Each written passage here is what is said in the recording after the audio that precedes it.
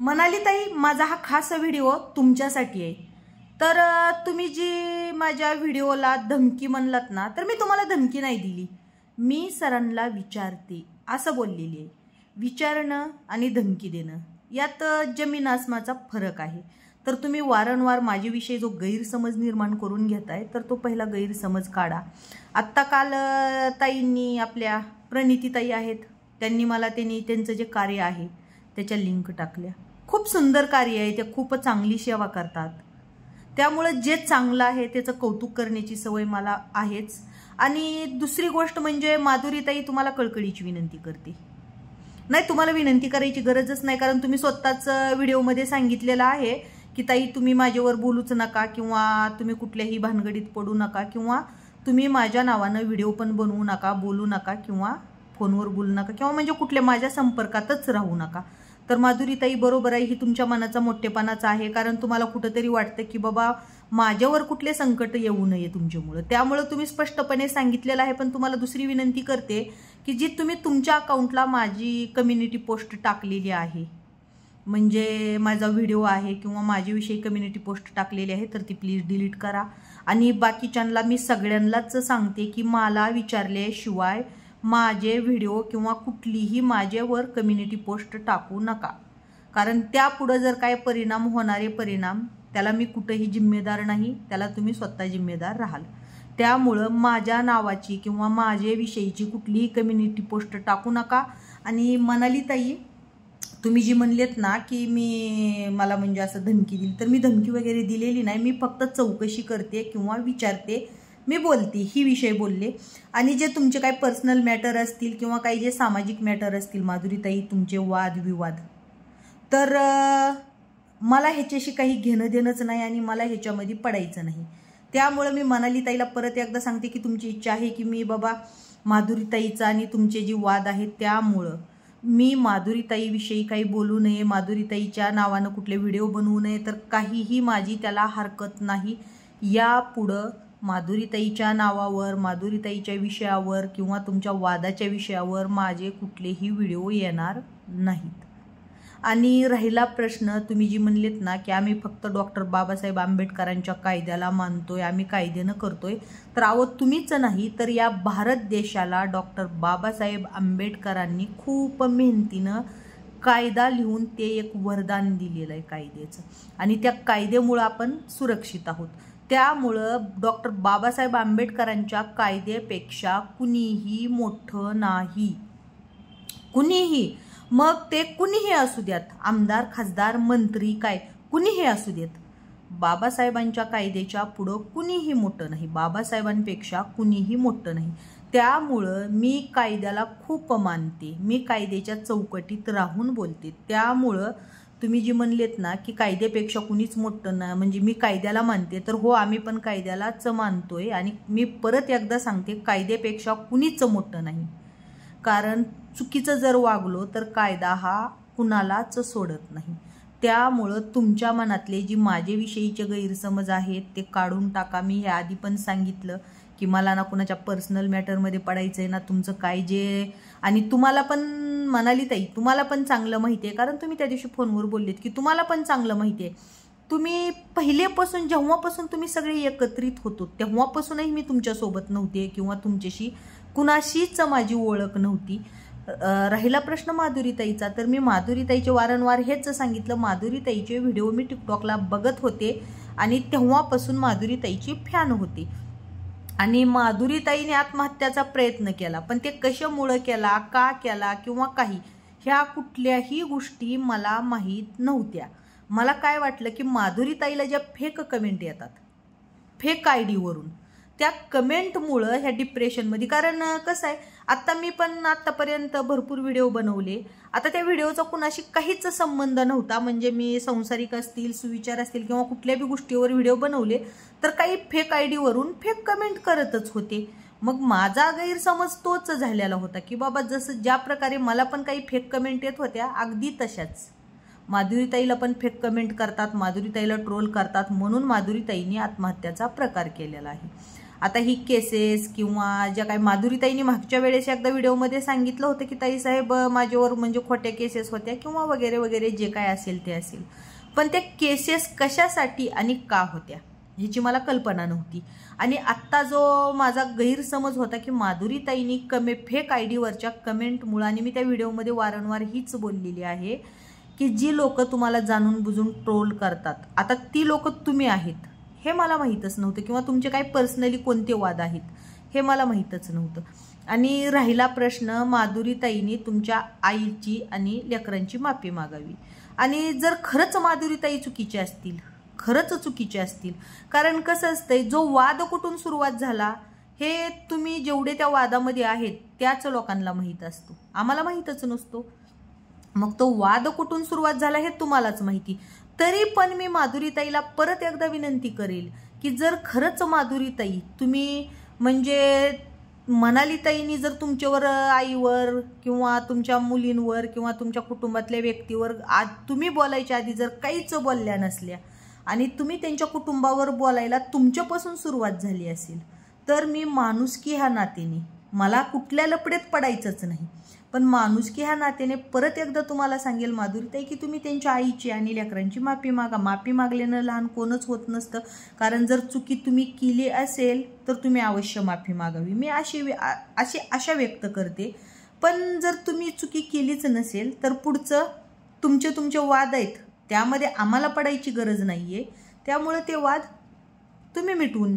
पण एक मी चांगल्या भावनेनं आशा करते, जी सोशल मीडियावर वाद आहेत ते खरंच मिटवून घ्या, कारण त्यामुळं काय होतंय माहिती आहे का, पोलिसांना पण भरपूर कामं असतात, पण आपण ही क्षुल्लक कारणावरून वाद किंवा ह्या वाद तंटेमुळे आपण त्यांना पण परेशान करतो, त्यांना तर परेशान करतोच आहेत, पण तुम्ही तुमच्या कुटुंबातले सुद्धा लोक, मनालीताई खरंच सांगते मनापासून, तुमच्या सुद्धा कुटुंबातले लोक परेशान होतात, तुम्ही स्वतः सुद्धा त्यामुळे खूप परेशान आहेत. धावपळ म्हणा, काम सोडून पोलीस स्टेशनला जाणे म्हणा, कोर्टात जाऊन वेळ वाया घालवणे म्हणा, आणि त्याचा मानसिक त्रास मनालीताई तुम्हाला सुद्धा खूप होतो.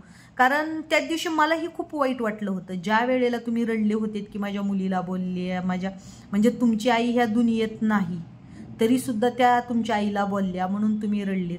तर एक मी आशा व्यक्त करते की एक वेळा तुम्ही जे सगळे पहिले एक होतेत, तुम्ही सगळ्यांनी एकदा बसावं आणि ह्या विषयावर चर्चा करावी आणि आपापसात मिटवून घ्यावं. ही कोर्ट कचेरी भांडण करण्यापेक्षा माधुरीताईला पण विनंती करते की माधुरीताई तुमच्या बी काही चुका झाल्या असतील आणि मनालीताईकडून पण काही चुका झाल्या असतील आणि प्रणितीताई पण आहेत, स्नेहलताई आता मला तर माहीत पण नाही स्नेहलताईचा अकाउंट किंवा स्नेहलताई कोण आहेत, तरी पण हे जी तुम्ही सगळे मग समजाने म्हणा किंवा गैरसमजाने हे जी वाद झाले असतील सोशल मीडियावरून किंवा तुमच्या समोरासमोरून, तर एक कळकळीची विनंती तुम्हा सगळ्यांनाच करते, हे वाद खरंच मिटवून घ्या. आणि ते वाद जर आपण असंच सोशल मीडियावर व्हिडिओ टाकत राहिलो तर त्यानं वाद वाढणार आहेत. कसं असतं माहिती आहे का, संवाद हा फोनवरून आणि सोशल मीडियावरून वाढत जातो.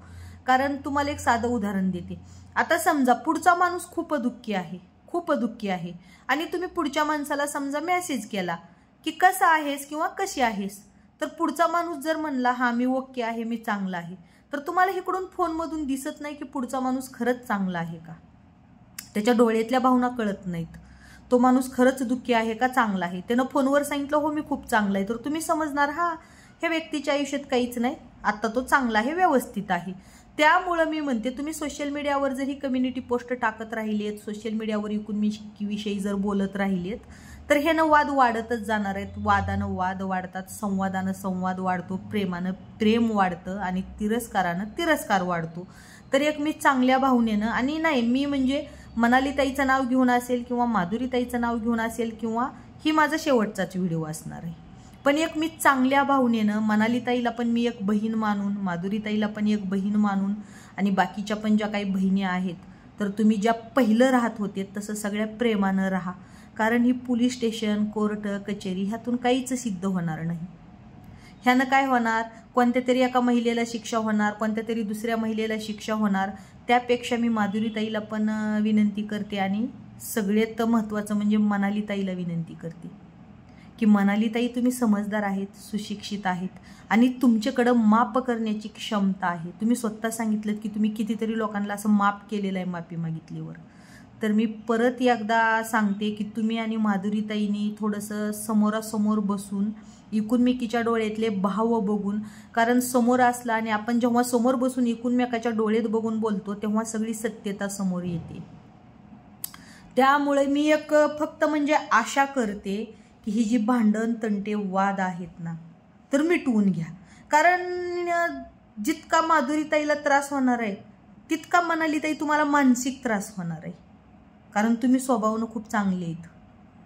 मला म्हणजे मी तुमच्या पण सहवासात आलेली नाही, पण जे तुम्ही मला परवा फोन केलता त्या फोनवर बोलण्यावरून कळतं की बाबा तुमचं पण अंतकरण प्रेमळ आहे. कारण जो माणूस प्रेमळ नसतो त्याच्या डोळ्यात अश्रू नाही येत. मनालीताई तुमच्या डोळ्यात अश्रू आलं. तुमचं आईविषयीचे जी प्रेम आहे आणि ज्या माधुरीताई तुम्हाला आईवर बोलल्या तर ते वाक्य तुम्हाला सोशल मीडियावर पण सांगू वाटत नव्हते, पण तुमचा हुंदका आवरत नव्हता. तुम्ही रडत होते की माझ्या आईला म्हणजे माझी आई हयात नाही आहे, माझी आई जी आत्ता जिवंत नाही आहे तरीसुद्धा माझ्या आईवर असं बोललं गेलं. तर मी एक माधुरीताईला पण सांगेन मोठ्या मनाने तुम्ही माफी मागा आईची आणि मुलीची. आणि मनालीताईला पण सांगेन की बाबा मनालीताई तुम्ही बी, माधुरीताईचं म्हणणं असं आहे की आधी तुम्ही सुरुवात केली आईवर बोलायला, तर मनालीताईला पण सांगेल की बाबा मनालीताई तुम्ही पण समजून घ्या. दोघी एका ठिकाणी या आणि दोघी एकूणमेकीची समज काढा, एकूणमेकीला माफी मागा आणि हे जे प्रकार चाललेले आहेत ते खरंच मिटवून घ्या. तुम्ही एकत्रित होते तेव्हा खूप गोड वाटत होतं. तो काळ खूपच चांगला होता. कारण वादानं वादच वाढणार आहेत. काय निघणार आहे ह्याच्यामध्ये तुम्हीच सांगा. मी एक चांगल्या भावनेनं बोलत आहे ना, मी माधुरीताईची साईड घेते म्हणून बोलत आहे ना, मनालीताई म्हणजे मी की बाबा माधुरीताईला त्रास होईल म्हणून मिटवा असं म्हणते. हा माझा उद्देश बिलकुलच नाही. आणि तरी पण शेवटी आता तुमचं मन आहे, पण तुमचा जो वैयक्तिक माझ्याविषयी गैरसमज झालेला आहे तर मी धमकी वगैरे दिलेली नाही. कारण डॉक्टर बाबासाहेब आंबेडकरांच्या कायद्याला मी तुम्हाला त्या दिवशी स्वतः फोन केल्यावर सुद्धा मी काय बोलले होते की तुम्ही मला जय भीम ताई बोललेत, मी तुम्हाला जय भीम बोलले, पण तुम्हाला मी ही सरळ सांगितलं की ताई तुम्ही कुठल्या कास्टच्या आहेत मला माहीत नाही, पण मी देवापेक्षा जास्त थोर पुरुषांना मानते. कारण आज थोर पुरुषांनी मला सांगा, छत्रपती शिवाजी महाराजांनी मुघलांबरोबर युद्ध खेळले, युद्ध जिंकले, मुघल साम्राज्य जी होतं किंवा बाकीचे भरपूर असे साम्राज्य होते ते अत्याचार करत होते, पण छत्रपती शिवाजी महाराजांनी ते अत्याचार मिटवले. नंतर काळांतराने परत आणखीन म्हणजे जी दलित समाज असेल किंवा ही बाकीचे समाज आहेत त्यांच्यावर पण भरपूर अत्याचार व्हायला लागले. त्यावेळेला डॉक्टर बाबासाहेब आंबेडकरांनी सांगितलं होतं की शेळी बनून 100 वर्ष जगण्यापेक्षा एक दिवस जगा पण वाघ बनून जगा. आणि डॉक्टर बाबासाहेब आंबेडकरांनी स्वतःला खायला नसताना, खूप बिकट परिस्थिती असताना, खूप संघर्ष झेलून पावाच्या तुकड्यावर बाहेर देशात जाऊन त्यांनी शिक्षण घेतलं आणि संविधान लिहिलं. ते कशासाठी? तर आपली ही गोरगरीब जनता आहे त्यांनी सुखात राहावं, महिलांनी सुखात राहावं म्हणून त्यांनी महिलांसाठी समान कायदे आणले. पण आपण त्याचा वापर कुठं करत आहोत यावर थोडासा विचार करावा. आणि जर कोण दलित महिलांना हिनवून बोलत असेल, टोचून बोलत असेल तर कळकळीची विनंती करते, खरंच बोलू नका. कारण कायदे खूप डेंजर आहेत आणि ते जनतेच्या सुरक्षेसाठी लिहिलेले आहेत. आणि डॉक्टर बाबासाहेब आंबेडकरांची हीच अपेक्षा होती की महिलांनी सुरक्षित राहिलं पाहिजे, समाधानी राहिलं पाहिजे आणि सगळ्यांनी सुखात नांदलं पाहिजे. पण आपण आज काय करतोय? विनाकारण त्याला म्हणजे काहीच नाही, कमवण्यासाठी नाही किंवा काहीच नाही, कुणाला तरी खाली पडायचं, कुणाला तरी कुणीतरी वरी चढायचं, ह्यासाठी आपण भांडणं खेळतोय. तर एक माझी आशा आहे की कुठंतरी हे थांबलं पाहिजे. शेवटी मनालीताई, मी हे आधी पण सांगितलं, मला तुम्ही तितकेच आहेत. आता मी तुमच्याशी फोनवर बोलले त्यामुळं तुमचा पण स्वभाव खूप गोड आहे, प्रणितीताईचा पण स्वभाव खूप गोड आहे आणि माधुरीताईचा पण स्वभाव खूप गोड आहे. पण आत्ता विषय असा आहे, तुमचे वाद कशावरून आहेत, काय आहेत मला माहीत नाही. कारण मी आत्तापर्यंत कधीच तुम्हाला समोरासमोर भेटलेली नाही. संपर्कात फक्त एक वेळा सगळ्याच आले. प्रणितीताईच्या संपर्कात मी फक्त म्हणजे फोनवरच एकदा बोलले, तुमच्याशी मनालीताई मी एकदाच बोलले आणि माधुरीताईशी सुद्धा मी एकदाच फोनवर बोलले. पण मला सगळ्याचाच स्वभाव चांगला वाटतो, पण मला असं वाटतं की तुमचा कुठंतरी सगळ्यांचाच खूप मोठा गैरसमज झालेला आहे। तर तुम्ही एक सगळ्यांनी मोठं मन करून सगळ्यांनी समोरासमोर भेटावं अशी माझी एक अपेक्षा आहे आणि ही सगळे गैरसमज मिटवून सगळ्यांनी गुणागोविंदाने नांदावं आणि कुणीच कुणाच्या आईचं वडिलांचं किंवा बहिणींचं किंवा कुटुंबातल्या लेकरांचं इतरांचं कुणीही कुणाला नाव घेऊन ट्रोल आणि टार्गेट करू नये फेक आयडिया काढून किंवा समोरासमोरून। माझी हीच अपेक्षा आहे। पब्लिकला काय असतंय मला सांगा, आपण जेवढे शिवीगाळ करू तेवढे व्हिडिओ आपले व्हायरल होतात। आपण म्हणतो की बाबा आमच्या पाठीमागे इतकं पब्लिक आहे, आम्हाला इतक्या पब्लिकचा सपोर्ट आहे, पण खरं सांगू का, पब्लिकचा सपोर्ट हा मोबाईल पुरता असतो। जेव्हा आपल्यावर एखादं खूप मोठं संकट येतं तर काही मोठ्या मनानं लोक मदतीला येतात, आपल्याला आधार देतात, ते फक्त कमेंटद्वारे। पण आपण ज्या संकटात अडकलोय ना ते काढताना मात्र आपल्या कुटुंबाला त्रास सहन करावा लागतो। आपला एक शब्द खूप खूप महागात पडत असतो। म्हणून मी सगळ्याला विनंती करते की एकमेकाला समजून घेण्याचा प्रयत्न करा, मिटवण्याचा प्रयत्न करा। आणि मी ही फक्त एक माणुसकी आणि आपुलकीपोटी की मी तुम्हाला लहान मोठ्या बहिणी समजा म्हणून एवढं तरी बोलत आहे। पण मनाली ताई, तुमचं म्हणणं आहे की मी व्हिडिओ म्हणजे ज्या ज्या वेळेला मी माधुरी ताईवर जर व्हिडिओ टाकला, त्यांचं कौतुक केलं, तर मला तुमच्याही प्रश्नाची उत्तरं द्यावेच लागतील। तर मी मनाली ताई व्हिडिओ नाही टाकणार, कारण मला ह्या भानगडीत पडायचंच नाही मुळात मध्ये। कारण तुमचे पर्सनल मॅटर काय झालेत हे मला मुळात माहीतच नाहीत आणि ज्या गोष्टी माहीत नाहीत त्या गोष्टीमध्ये पडणं हे चुकीचंच आहे। बाकी तुमची मर्जी आहे आणि मी परत एकदा सांगते की कायद्याला आम्ही पण सगळे मानतो आणि तुम्ही पण खरंच म्हणजे मी काय तुमची मनधरणी करण्यासाठी नाही, तर तुम्ही मला जे फोनवर बोलत होतेत ना, तर त्यावेळेला फोनवर बोलताना तुमच्या प्रत्येक शब्दात आपुलकी होती, प्रेम होतं आणि आपलेपणा होता। तुम्ही मला म्हणजे असं धमकावणे वगैरे अजिबात केलेलं नाही। तुम्ही मला हेच सांगितलं की बाबा मी तुमचं पूर्ण अकाउंट बघितलेलं आहे, मी कुणाचंच अकाउंट बघत नाही, पण मी तुमचे व्हिडिओ बघते, तुमचे व्हिडिओ चांगले असतात आणि तुम्ही चांगले आहात आणि तुम्ही कुठल्या ह्याच्यात फसू नये। आणि तुम्ही ते मला खूपच चांगल्या प्रकारे समजून सांगितलं की ठीक आहे, तुमच्यावर केसेस जरी नाही झाल्या तरी ज्या ज्या वेळेला तुम्हाला तिथं बोलवलं जाईल त्या त्या वेळेला तुम्हाला यावंच लागेल। हे म्हणजे एक सुंदररित्या तुम्ही वकील आहेत त्यामुळं तुम्ही मला सुंदररित्या समजून सांगितलेलं आहे। आणि प्रणिती ताईनं पण खूपच छान फोनवर बोलल्या, खूपच छान समजून सांगितलं।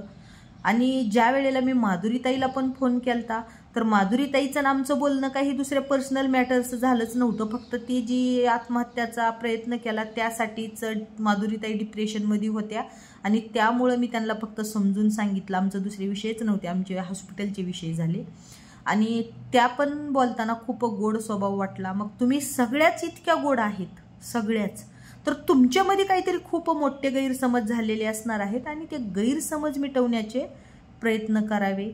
कारण आपण सोशल मीडियावर मी ह्याच्या आधी पण सांगितलं की आपण जितकं घाणं बोलू तितक्या व्हिडिओला जास्त व्ह्यूज आणि लाईक असतात, म्हणजे समाजाला एकंदरीत वाद बघतातच आणि ते आवड म्हणून नाही तर बाबा काय चाललंय, ही कुणाला शिव्या घालतात, ही कुणाला बोलतात, म्हणजे ह्यांचे काय विषय आहेत, ही आवर्जून बघण्यासाठी अशा व्हिडिओला लाईक कमेंट जास्त जातात। पण यामुळे आपणच आपल्या सगळ्यांच्या इज्जतीचा कचरा करून घेतो। तर मनाली ताई, तुम्हाला विनंती करते, मी खरंच कळकळीची विनंती करते की तुम्ही वकील आहेत, समजदार आहेत, सुसंस्कृत आहेत। परत एकदा मनाली ताई विनंती करते की ही विषय तुम्ही खरंच समोरासमोर बसून, माझा तर म्हणजे अर्थार्थीमध्ये संबंध नाही हे तुम्हाला पण माहिती आहे, पण मी एक तुमची लहान बहीण समजा किंवा मोठी बहीण समजा, तर हे जे तुमचे वाद चाललेले आहेत तर मी एक विनंती करते की समोरासमोर बसून मिटवून घ्या। आणि माधुरी ताईला विनंती करते, माधुरी ताई, माफी मागण्यात कुठलाही कमीपणा नाहीये। जर ही वाद खरंच मिटत असतील तर तुम्ही मनाली ताईच्या म्हणजे आईची, मुलांची माफी मागायला मला वाटतं काही हरकत नाही। शेवटी माधुरी ताई म्हणजे तुमचं मन आहे, तुमचं मत आहे। आणि मनाली ताई, मी तुम्हाला परत एकदा कळकळीची विनंती करते की माझ्याविषयी गैरसमज निर्माण करून घेऊ नका। कारण आणि मी माधुरी ताईला परत एकदा सांगते की माधुरी ताई, तुमच्या अकाउंटला जी माझी कम्युनिटी पोस्ट आहे ती डिलीट करा आणि कुणीही यापुढं माझ्या कुठल्याही पोस्ट स्वतःच्या अकाउंटवर मला विचारल्याशिवाय टाकू नका। बाकी मला मनाली ताईकडून आशा आहे, त्या स्वतः वकील आहेत, त्यांना कायद्याचं ज्ञान आहे, सगळ्या गोष्टी माहिती आहेत, कारण त्यांच्या बोलण्यातून मला कळलेलं आहे। तर मनालीताईकडूनच मी थोडी अपेक्षा ठेवते की मनालीताई हे सगळे प्रकरणं तुम्ही हँडल कराल आणि कव्हर कराल आणि मिटवून घ्याल एक मोठ्या मनाने. आता बाकी शेवटी तुमची मर्जी.